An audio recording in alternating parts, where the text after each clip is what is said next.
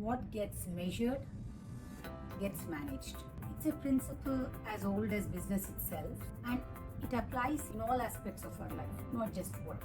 Once I started checking my step count daily, which most likely you do also, there was an impetus to get those extra steps in before the end of the day.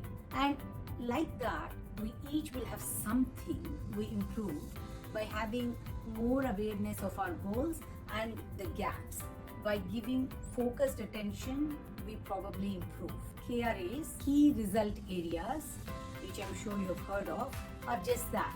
Peter Drucker made them more pervasive through his books on management philosophy and productivity in the 1950s. By having employees create clear and aligned objectives, the notion is we can create fairer approach to evaluating their performance and impact instead of arbitrary standards or activities, which of course are not a favorite of anyone anyway in an organization. By now, be it the KRA framework or the OKR system and many others that are derived from this principle, or it's a standard fare in most workplaces. There is an annual exercise in setting goals and evaluating performance. But here is the question that I think of every year.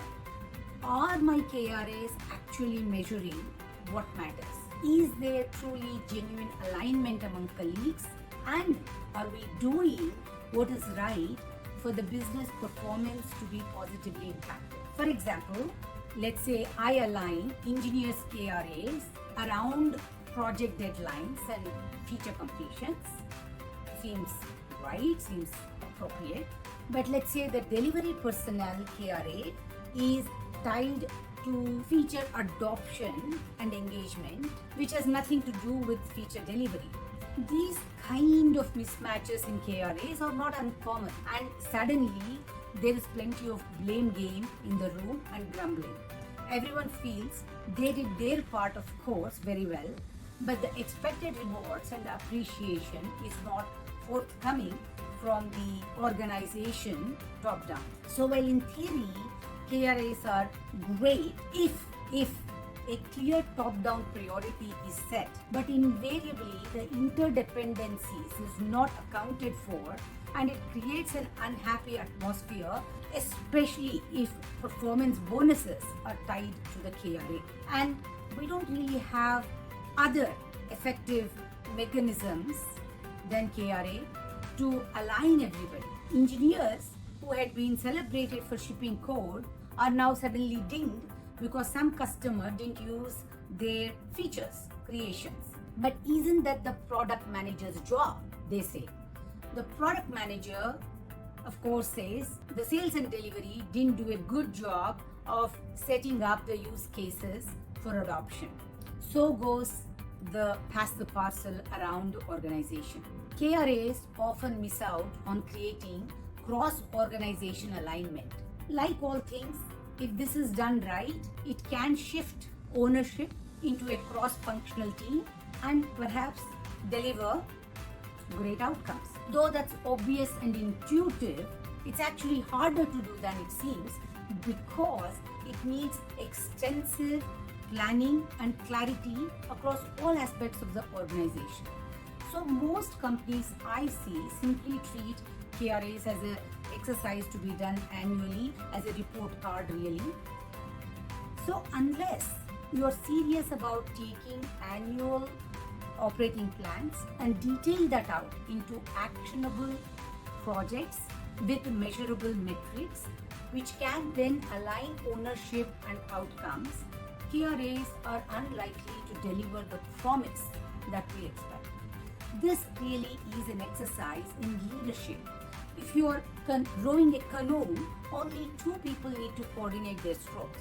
But if you have an old style galley ship with hundreds of rowers, in order to have speed, all strokes have to be synchronized. KRAs are something like that simply. The larger the organization, the orchestration of the synchronization and is critical if you want predictability, and speed comes from clear alignment. Performance, in order to have outcomes, you have to invest into that structured process that starts with creating clear goals and clear metrics. The most powerful outcomes come from KRAs that do few things.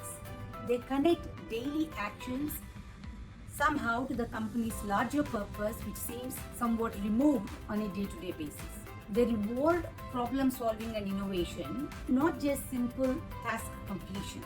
They are able to measure outcomes and impact, not just at the end of the year, but as a product of activities and micro outputs. Most importantly, they cannot penalize people for things outside their control. The chain of actions, tasks, and outcomes is understood and orchestrated all across different levels of hierarchy or leadership.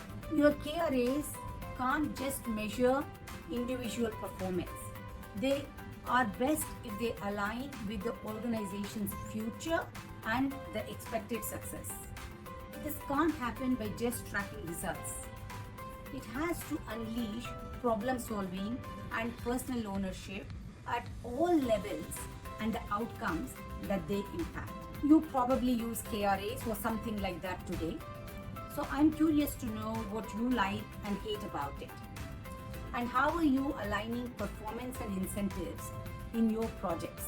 I am always curious to learn about new ideas on how you are shifting behaviors in your organization that transforms your business. At the end of the day, a great business is about a showcase of great teamwork.